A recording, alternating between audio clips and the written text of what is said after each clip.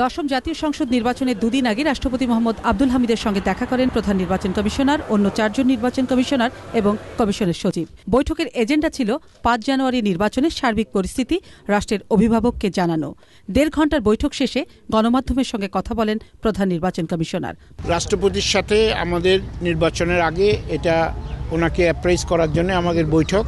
Law and order সিচুয়েশনের উন্নতির জন্য ব্যবস্থা গ্রহণের জন্য অনুরোধ করেছি। আপনারা দেখেছেন যে already law and order situation দেশব্যাপী বেশ কিছুটা ইমপ্রুভড হয়েছে। আমরা আশা করছি আমাদেরকে ল এনফোর্সমেন্ট এজেন্সিরা অলরেডি জানিয়েছেন যে এই সিচুয়েশন আরও ইমপ্রুভ করবে 5 তারিখের আগে, এবং আমরা আশা করছি যে 5 তারিখে আমরা একটা শান্তিপূর্ণ নির্বাচন অনুষ্ঠান করতে পারব। সেনাবাহিনীকে আমরা নির্বাচনের সহায়তা করার জন্য ডেকেছি।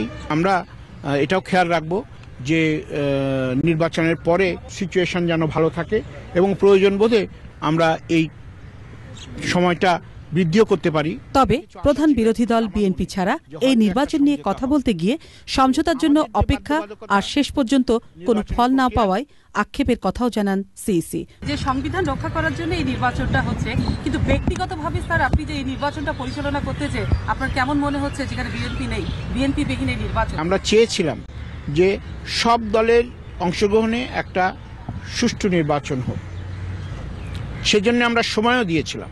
আমরা কিন্তু এভাবেই প্ল্যান করেছিলাম যে কোনো একটা সমঝোতা হলে যাতে করে আমরা অ্যাকোমোডেট করতে পারি, এবং এটার জন্য আমরা তাকিয়েও ছিলাম। আনফর্চুনেটলি সেটা হয়নি।